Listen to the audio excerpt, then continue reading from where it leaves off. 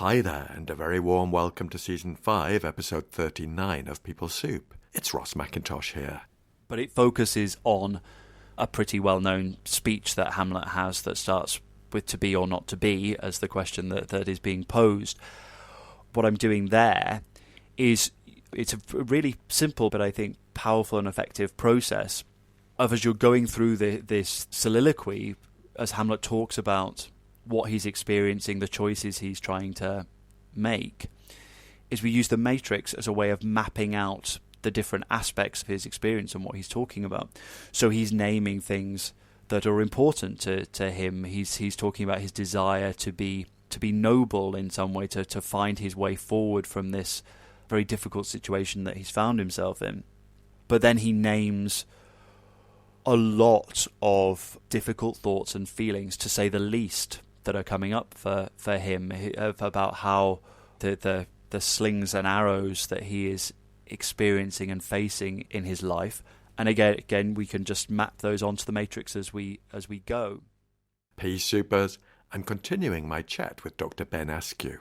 He's an acting teacher, writer and director. And if you haven't listened to part 1 yet, where we find out more about Ben and some pivotal moments in his life, you're missing a treat. I'd recommend you pause and go back and have a listen. In this episode, you'll hear more about the ways Ben uses acceptance and commitment therapy, or ACT, in a theatrical environment, breaking it down into 3 parts: people, plays and process. We also chat about his paper called Towards or Not Towards, using the ACT matrix as a psychological tool in the analysis and interpretation of dramatic texts and characters. How does Hamlet help us explore the human condition through the ACT lens? And there's a cracking takeaway.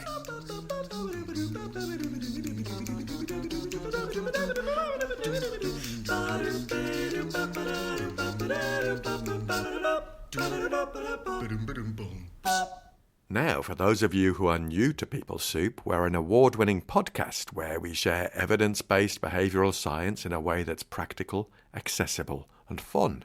Our mission is to unlock workplace potential with expert perspectives from contextual behavioural science.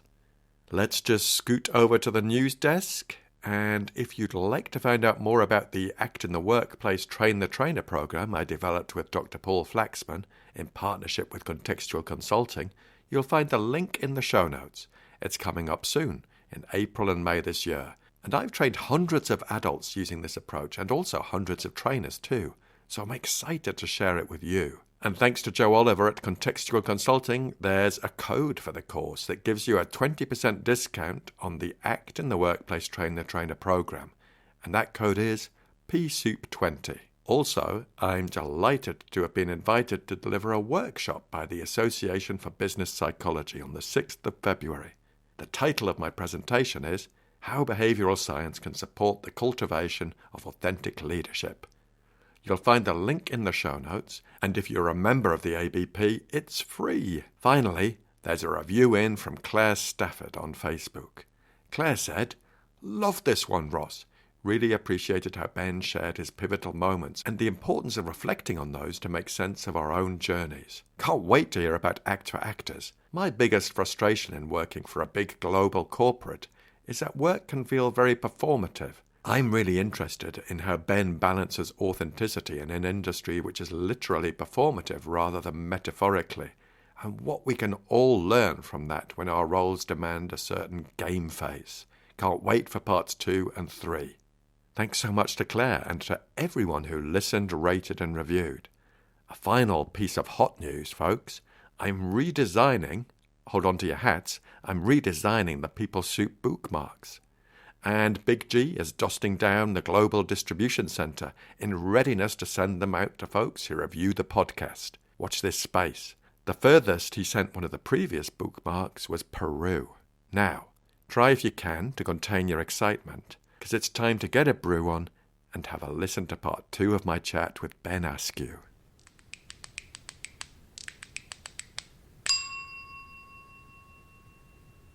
Ben, I'd really like to explore with you more ACT for Acting, and perhaps also your research paper.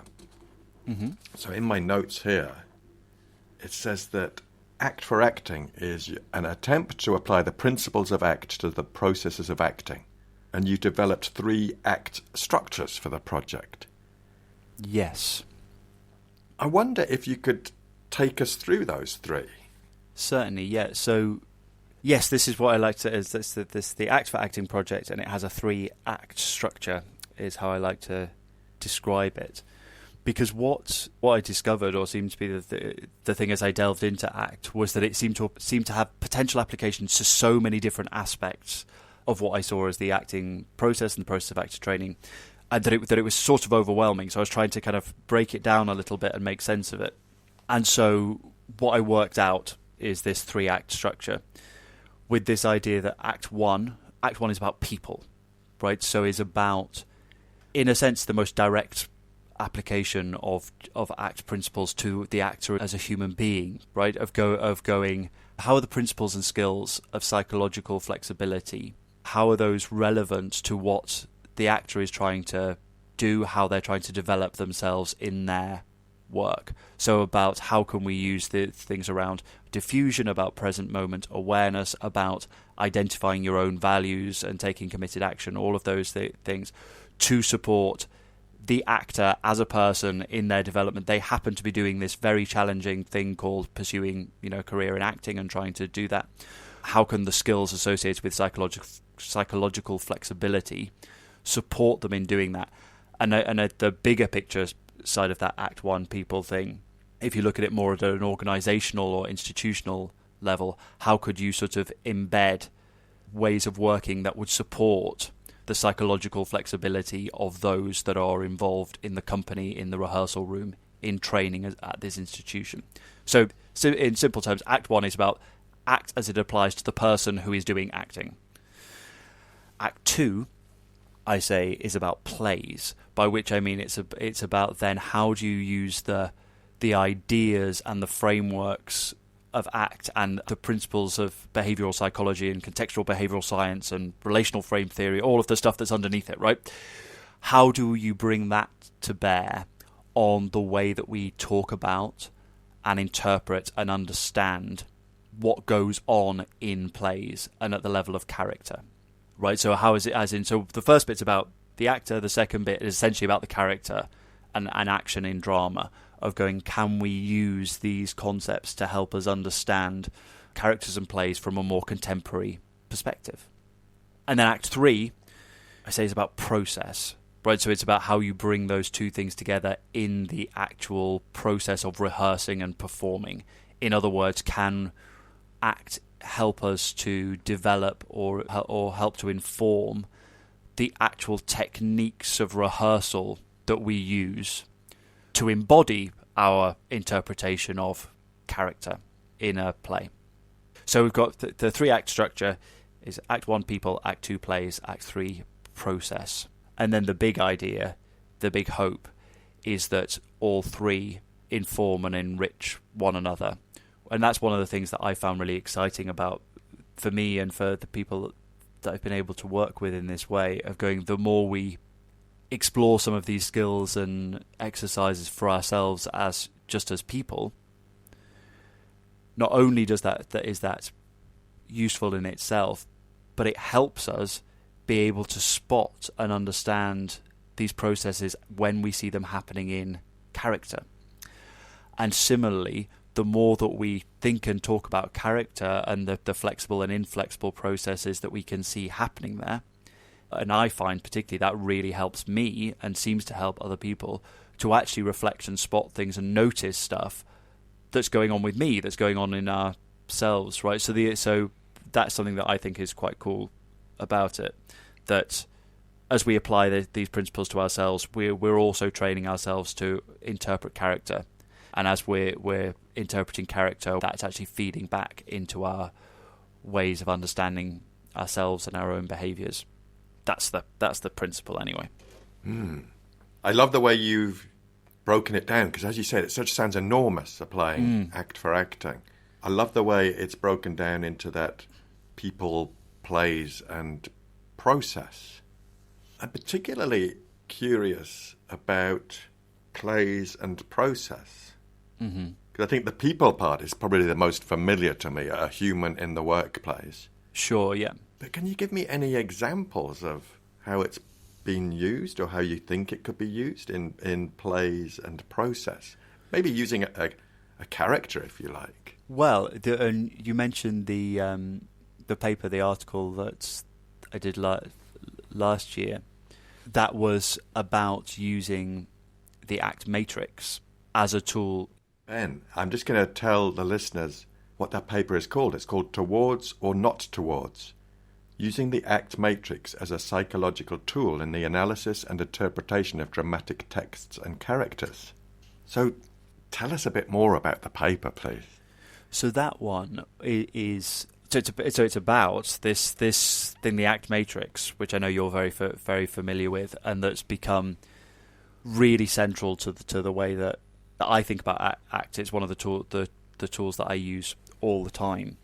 And what that paper is exploring is how you can take that tool, which we know we can use for ourselves as a really useful way of thinking about and understanding what's going on for us and what moves we want to make, as a tool to apply to a text or to a character. And in that paper, I apply it to Hamlet, because why not? If you're going to start somewhere, why not start there? And particularly, the paper doesn't try to explore either the full text of Hamlet or the full sort of scope of the character, but it focuses on a pretty well-known speech that Hamlet has that starts with "to be or not to be" as the question that is being posed. What I'm doing there is, it's a really simple but I think powerful and effective process of, as you're going through this soliloquy, as Hamlet talks about what he's experiencing, the choices he's trying to make, is we use the matrix as a way of mapping out the different aspects of his experience and what he's talking about. So he's naming things that are important to him. He's talking about his desire to be noble in some way, to find his way forward from this very difficult situation that he's found himself in. But then he names a lot of difficult thoughts and feelings, to say the least, that are coming up for him, about how the slings and arrows that he is experiencing and facing in his life. And again, we can just map those onto the matrix as we go. And what emerges is that he sets up this question: to be or not to be? Should I go on living or should I not go on living? And initially, if you're mapping that out on the matrix, we don't know from the start point where those behaviours go in the matrix.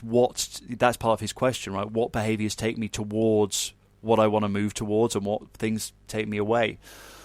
And we sort of map out this stuck loop that he's got himself into, where he's caught between, he's finding life so full of pain and suffering that it is unbearable for him, and so he is considering, maybe I just want to stop doing that altogether, and maybe that's the best option for me now, is just to, as he says, take arms against the sea of troubles, and by opposing, end them, just bring this all to a stop. But as soon as that comes up for him, as soon as he considers that possibility, there's a rub, as Shakespeare describes it, of these dreams that might afflict him after death. This possibility that where he may go to could be just even more suffering, even worse than where he finds himself now. And so his only way of trying to escape from that, to avoid that, is to delay, to pause, and therefore to keep going. But as soon as he keeps going, he's back into how much he's suffering. As soon as he's back into how much he's suffering, he's wanting to get out, but he's too afraid to take that step.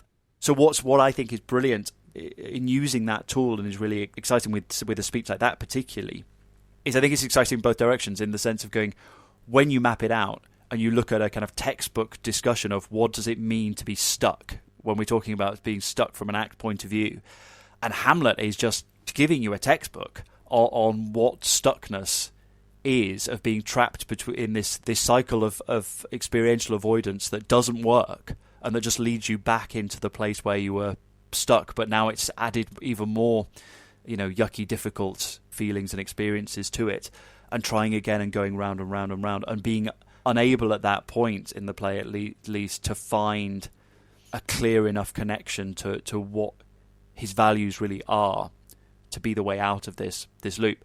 And so I think it's fascinating that Hamlet, this play written, it's 1600-ish, is speaking to exactly what ACT is describing now in life that people come across. But also from the actor's point of view, this tool that we can use to map out this famously incredibly dense, philosophical, poetic text. And it emerges when you look at it in something like The Matrix as a really relatable, not simple in the sense of being easy by any means, but it's a very simple human process that is going on there.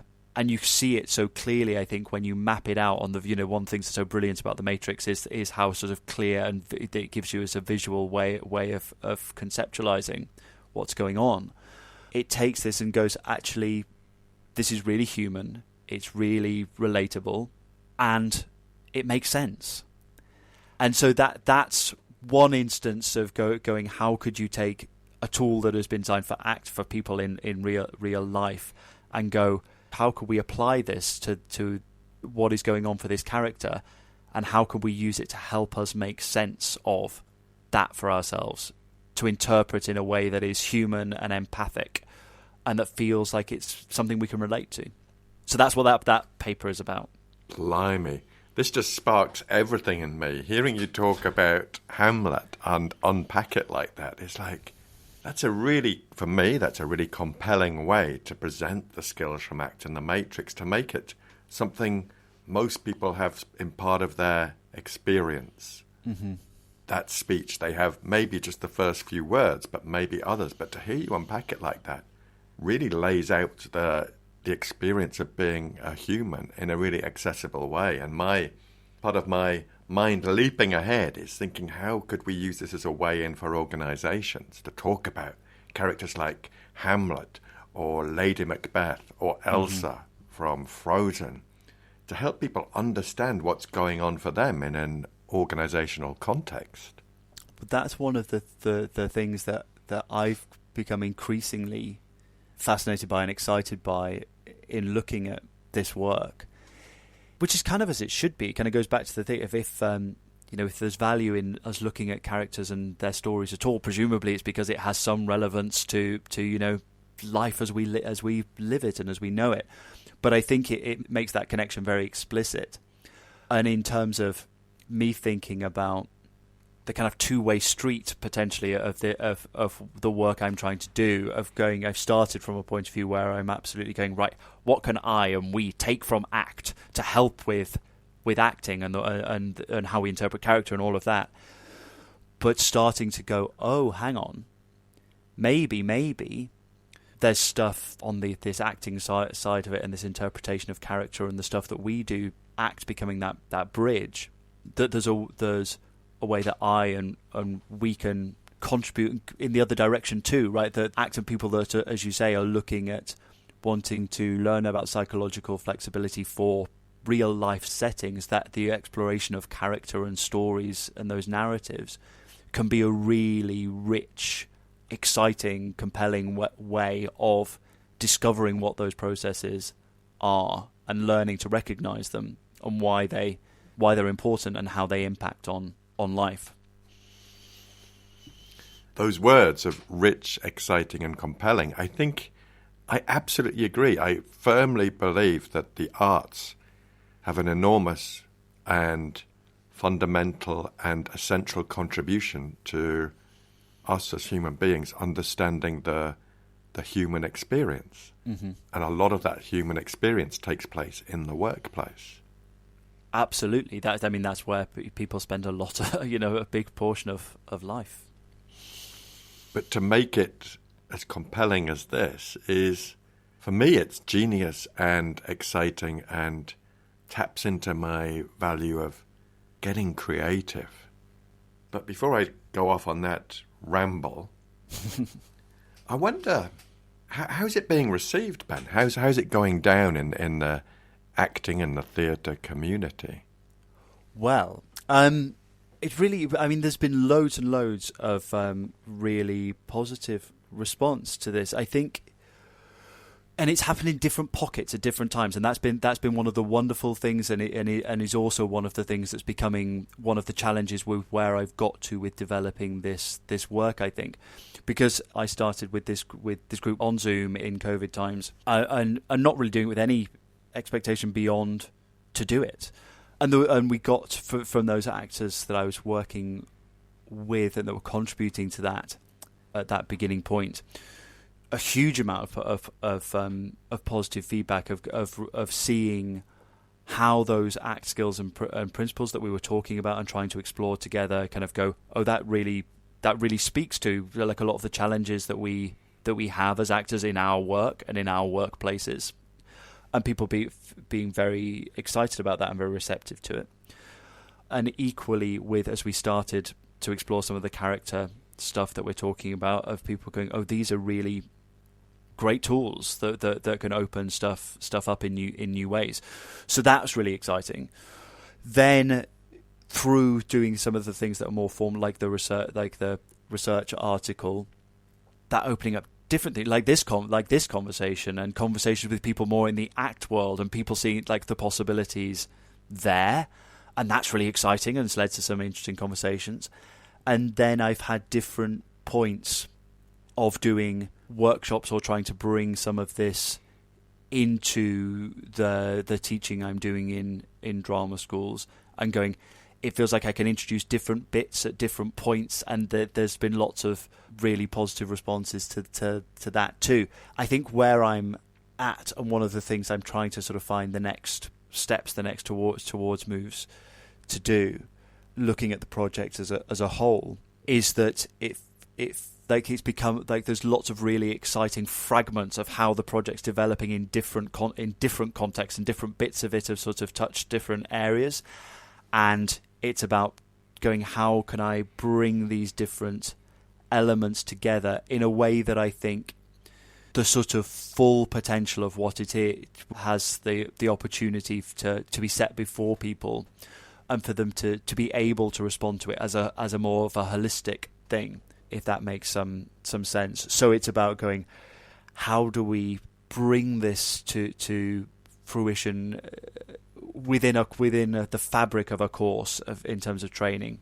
How, as I'm exploring with some of the actors I've been working with over a long period through the Working Action Group, how can we, rather than just exploring this idea with this bit of text here and then another opportunity exploring this thing over here, really work something and bring it to fruition as some form of production, as a finished piece of work, where we think we're really trying to explore how these different aspects of the project can inform the art that we're trying to make. And we are taking steps. We're taking steps more slowly than one would dream of doing, because, life happens. But that's, again, it's going back to our premise, right, of finding the workable steps, even if they're not the ideal ones. Sorry, that was a convoluted answer to say. I think I've been really excited and encouraged by the responses to what we've tried to do so far. I guess I'm really excited and don't feel I've quite yet been able to put the whole thing together in a way to really see how that operates. I love the idea you're reminding us of those small steps, Ben, because P-Supers, Ben got in touch with me kindly, sharing his paper in January, and I, being highly organised and responsive person, I think I responded in June. And I'm confident that our conversations will continue, because I think we both sense there's something here to explore further. Absolutely, yeah. Ben, thank you so much for being so open and reflective and unpacking what you do. I wonder, do you have a takeaway for the listeners, for the P-Supers? Well, I think what I'd love for people to take away from the chat we've been having is about the potential there in this relationship between something like ACT and the arts. And obviously for me that's a lot to do with drama and theatre, but I think the arts more broadly, in terms of thinking about where those connections are. And for the people that are listening to think maybe about what, I guess, to go back to a book or a play or a film that fascinates them, that has meant something to them, and to think, using maybe that axe lens, what about myself? What about the way I live my life, and what about the way I relate to the people around me? Can I learn about, can I think differently about and find a new perspective on, perhaps, through my relationship with that piece of art? That's what I would maybe offer to people as a takeaway, if that works as one. It absolutely works for me. And just a personal reflection, Ben, I find that when times are turbulent in my working life, I perhaps become more disconnected from the arts, disconnected from music I like, or immersing myself in a piece of theatre or poetry. And I find that a conscious decision to move towards that can often give me a little bit of comfort or direction. Yeah, I completely agree. And just thinking aloud, it maybe takes us to an improved and enhanced takeaway, perhaps, of, I think, for most of us, many of us, in our relationship to the arts, it can seem like a luxury item. You know, the way we treat it in our personal lives, the way we treat it as a society, that it's the first thing that can go. If we need to make space, then we cut down on the arts. And maybe a takeaway here, or a thing to reflect on, is how and why they can be so essential to us, and actually so central to reconnecting with our values, reconnecting with what it is that matters to us, and encouraging us to reflect on ourselves and explore our own experience, and not shut ourselves down to that and think that it doesn't matter, because it does. And that's part of what the arts are there to do, is to help us connect to that. Amen. Thank you.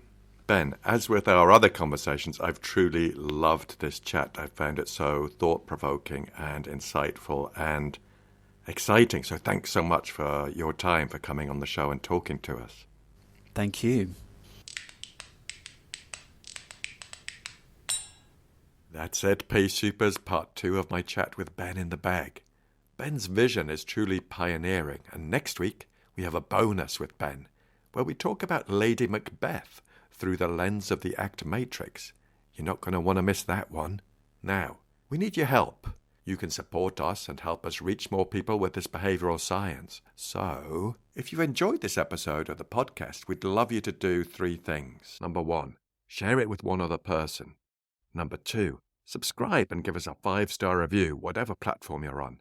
And number 3, share the heck out of it on the socials. This would all help us reach more people and make some noise with stuff that could be useful. We love to hear from you, and you can get in touch at peoplesoup.pod@gmail.com. On X, formerly known as Twitter, we are at peoplesoupod. On the gram, known as Insta, we are at people.soup, and on Facebook, we are at peoplesouppod. You can also drop us a review or get in touch using a voice note on WhatsApp. Thanks to Andy Glenn for his spoon magic and Alex Engelberg for his vocals. Most of all, dear listener, thanks to you. Look after yourselves, Pea Supers, and bye for now. We will start in a minute, but I actually started watching Macbeth on Prime or Netflix, I think, and it was a beautifully shot production. Which one is it? Who's it? Do you know any of the actors that are? Yes. Oh, geez, what's his name? Michael Fassbender. Oh, it's the Michael Fassbender one. Yes. Okay. And I'm enjoying it, but I tell you what bothers me is everybody talks like this, and it's really difficult to hear. I don't think I watched the whole thing, I have to say. I've had a similar response, I think, of going, there's lots of really nicely done, moody, atmospheric cinematography and these kind of things.